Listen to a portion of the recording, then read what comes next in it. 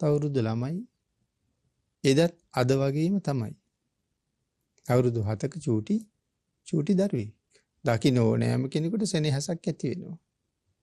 ඉතින් අර රහත් වෙලා නැති භික්ෂූන් වහන්සේලා දැන් අර පුංචි හාමුදුරන්ගේ ඔළුව අත ගන්නවා. සමහර කට්ටිය පිට අත ගන්නවා.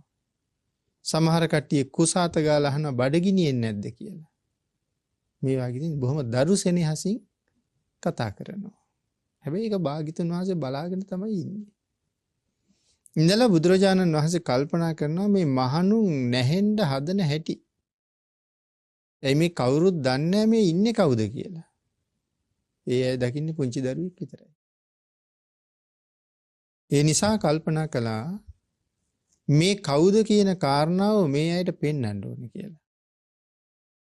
මොකද දැන් ඒ සුමන සාමණේරයන් වහන්සේ දැන් ඇත්තටම මේ වෙනකොට සිව්පිලිසිඹියා සහිත මහරහතන් වහන්සේ නමක්. නමුත් ඒක අර භික්ෂුන් වහන්සේලා දන්නේ රහතන් වහන්සේලා නම් දන්නවා. නමුත් පෘථග්ජන සංඝයා දන්නේ නැහැ කවුරුවත්. ඒ නිසා මේ කවුද කියලා පෙන්වන්න ඕනේ කියලා හිතුණා. අනික් කාරණාව තමයි පින්නතුනි. තමන් කවුද කියලා කවදාවත් කියන්නේ නැහෙනි. ඒකනේ මේ ශාසනයේ ලස්සන. වෙන කිසිම ශාසනයක නැති හරි විශිෂ්ට ලක්ෂණයක් නේ බුද්ධ ආගමේ තියෙන මේ මම කවුද කියලා කියන්නේ නැති එක. ඒක භාග්‍යතුන් වහන්සේ දේශනා කරලා තියෙන වෙනම ශික්ෂාපදයකුත් තියෙනවා ඔකට. භූතගාම ශික්ෂාපදේ කියලා. ඉතින් ඒ නිසා රහතන් වහන්සේලා කවදාවත් මම රහතන් වහන්සේ කෙනෙක් කියලා කියන්නෙත් නැහැ. සෝවාන් සකදාගාමි අනාගාමීන් වහන්සේලා කවදාවත් මම මෙන්න මේ වගේ මගඵල ලැබුව එක්කේ කියලා කියන්නෙත් නැහැ. ඊටත් පල්ලෙහාට આવොත් අපේ ශාසනය කියන්නේ මම භාවනා කරන කෙනෙක් කියලා කාටවත් කියන්නෙත් නැහැ කියලා. එතකොට සඳහන් කළා සමහර වෙලාවට බොහෝ අය අනවශ්‍ය ප්‍රශ්න අහන්න පුළුවන්. දැන් භික්ෂුන් වහන්සේලාගෙන් ඕන තරම් අහනවා.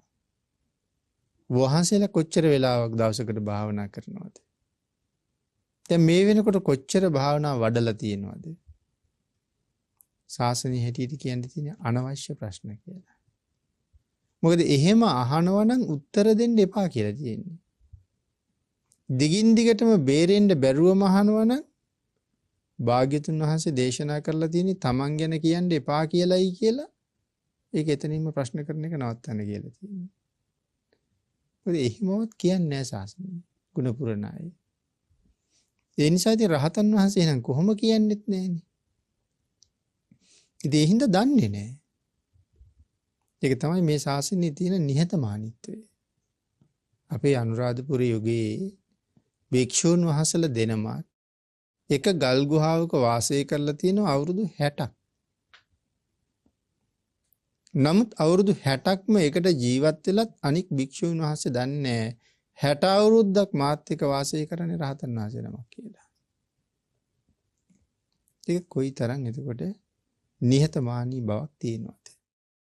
හඳුනා ගන්න අපහසු බවක් තියෙනවද? කාලයක් තිස්සේ ඇසුරු කරලා කතා කරන වචන වලින් ඉරිවව් පවත්වන ආකාරයෙන් මේ සිල් බින්දෙන්නෙම නැහැ කියන කාරණාවල් තහවුරු කරගැනීමෙන් හොයා ගන්නවා මිසක් වෙන හොයන්න ක්‍රමයක් නැහැ.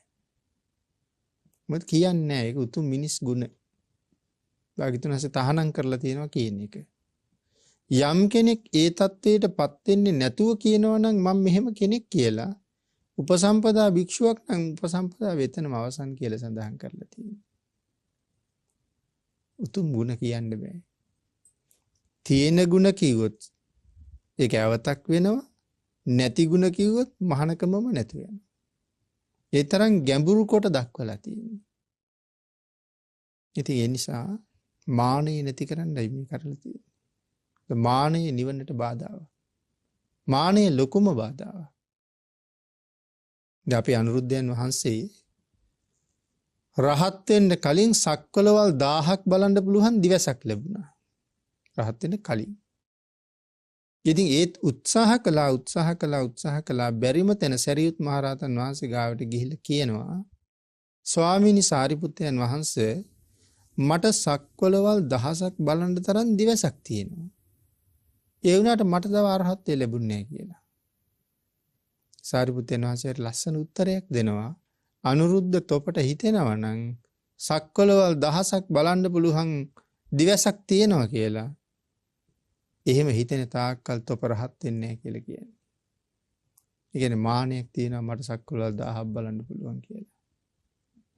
අත්තුක්කංශනේ සහ පරවම්බනේ කියන කාරණාව මේ ශාසනයේ බොහොම විශේෂයෙන් සැලකිය යුතු දෙයක්. ඒ තැනටපත් නොවී ඉන්න.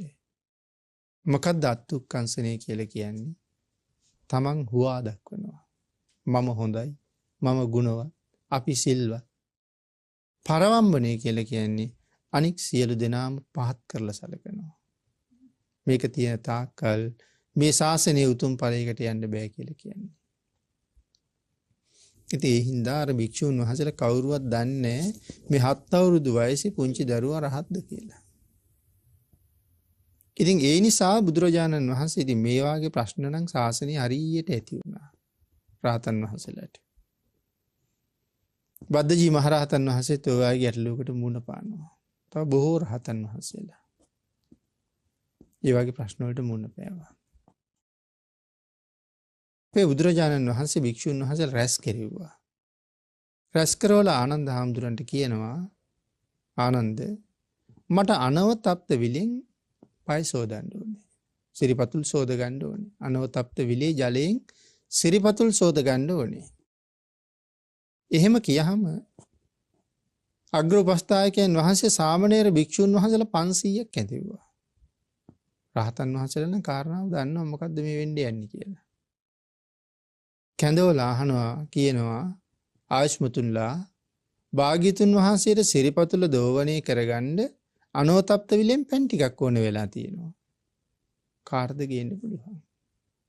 වැඩිමහලුම සාමණේර භික්ෂුන් වහන්සේලා ගාව ඉඳලා ක්‍රමානුකූලව විමසමින් ගියා කවුරුවත් උත්තර දෙන්නේ නැහැ. අන්තිමට හුව සුමන සාමණේරයන් වහන්සේගෙන් ඔබට පුළුවන් ද භාග්‍යතුන් වහන්සේට අනෝතප්ත විලෙන් පැන් ගෙනල්ලා දෙන්න. එහෙම අහපුවාම උන්වහන්සේ කෙලින්ම යනවා බුදුරජාණන් වහන්සේ ගාවට. ගිහිල්ලා අහනවා ස්වාමීනි මගෙන් උපකාරයක් අවශ්‍යද භාග්‍යතුන් වහන්සේට? ඔව් සාමණේරේ මට අනෝතප්ත විලෙන් පැන් ස්වල්පයක් අවශ්‍යයි. දැන් මේ වෙලාවේ බුදුරජාණන් වහන්සේ වැඩ ඉන්නේ විශාකා මහ උපාසිකාව හදපු පන්සලේ. මහ උපාසිකාව රත්තරන් මුතුමැණික් ඔබ්බපු කලගෙඩි පූජා කරලා තියෙනවා සංඝයාට වතුර රැස් කරලා තියාගන්න. ඒ අතර එක කලයක් තියෙනවා වතුර කලගෙඩි 60ක් විතර පුරවැහි එකට. ඒ කලේ තමයි මේ සාමණේරයන් වහන්සේ ගන්නේ. අර විශාල කලගෙඩිය. ඒකත් අරගෙන එහෙම්ම මහසට පැන නැගලා අනෝතප්ත විලගාවට යනකොට නාගරාජයා දකින්න ඈතින් එනවා. පුංචි සාමණේරයන් වහන්සේ වලාකුළු අතරින් අනෝතප්ත විලගාවට එනවා. ඉතින් එතකොට අර කලින් වෙලාවේ ලොකු ගැටුමක් ඇති වුණා දෙන්න අතර. පස්සේ බොහොම මිත්‍රත්වයක් ගොඩ නැගුණා. ඒ නිසා පැන් කලේ අරගෙන නාගරාජයා කියනවා ස්වාමීනි දෙන්න. ඔබ වහන්සේ ඉස්සර වෙන්නකෝ මං ඕක අරන් එන්න. ඉතින් එහෙම තරමට දැන් ලෙන්ගතු වෙලා. ඒකට සඳහන් කළා නෑ පන්තක භාග්‍යතුන් වහන්සේගේ බලාපොරොත්තුව මේ කලේ මම අරන් එන්නතුරු. ඒ නිසා මේක මමමයි ගෙනියන්න ඕනේ ඔබ නවතින්න කියලා. අර කලගෙඩිය කරේ තියාගෙන එහෙම ආයේ අහසින්ම වඩිනවා. එතකොට තමයි බුදුරජාණන් වහන්සේ විවෘත තැනක ඉඳලා අර භික්ෂුන් වහන්සේලාට පේනවා මහණෙනි පේනවද සුමනයන්ගේ ආනුභාවය. හරියට නිකන් රන්වන් හංසෙක් කෙනා වගේ මේ වතුර කලගෙඩියත් අරගෙන එනවා. කියන කාරණාවෙන් මනාව අර භික්ෂුන් වහන්සේලාට තහවුරු කෙරෙව්වා මේ ඉන්නේ එහෙම පොඩි දරුවෙක් වගේ ළඟට ගිහිල්ලා ඇඟපත අත ගන්න සුදුසු කෙනෙක් නෙමෙයි මේ ඉන්නේ. මේ ශාසනයේදී සෞඛ්‍යලෙස නැසලා සිව්පිලි සිඹියාපත් සහිතව රහත් වෙච්ච කෙනෙක්. සිව්පිලි සිඹියා සහිතව රහත් වෙනවා කියලා කියන්නේ ඒ මහ රහතන් වහන්සේ නම. රහතන් වහන්සේලගේ ප්‍රභේද ගොඩක් තියෙනවනේ. ශුෂ්ක විදර්ශක කිසියම් ඉරදියක් දක්වන්න බැරි රහතන් වහන්සේලා. ඒ නිකං රහතන් වහන්සේලා ඊට පස්සේ සෙව් පිළිසිඹියාපත් රහතන් වහන්සේලා අර්ථ ධර්ම නිරුත්ති පටිභාන කියන විශේෂ ඥාන සහිතව උන්වහන්සේලාට කියන්නේ මහරහතන් වහන්සේලා. සුමන සාමණේරයන් වහන්සේත් අවුරුදු 7 වුණාට මහරහතන් වහන්සේ නම. ඒ මහරහතන් වහන්සේ කියලා කියන්නේ වයසින් වැඩිමල් නිසා නෙමෙයි. මේ සිව් පිළිසිඹියා සහිතව රහත් වෙච්ච නිසා. ඒ වගේ මහරහතන් වහන්සේ නමක් මේ ඉන්නේ. ඉතින් අනික් සියලු දෙනාට මේකෙන් ඔප්පු වුණා. මේ භාග්‍යතුන් වහන්සේට පැන්වල අවශ්‍යතාවයක් තිබුණේ නැහැ. නමුත් අපිව බේරගන්න උවමනාවක් තිබුණා. ඒකයි මේ වැඩි භාග්‍යතුන් වහන්සේ කෙලේ කියලා. ඉතින් ඊළඟට පහෝදා භික්ෂුන් වහන්සේලා සාකච්ඡා කරනවා සුමන සාමණේරයන් වහන්සේගේ මේ ආනුභාවය කොහොමද කියලා. එතකොට තමයි භාග්‍යතුන් වහන්සේ ධම්සභා මණ්ඩපයට වඩින්නේ. මහණෙනි මොනවද මම එන්න කලින් සාකච්ඡා කර හිටියේ? ස්වාමීනි සුමනයන් වහන්සේගේ ආනුභාවය ගැනයි කතා කරන්නේ.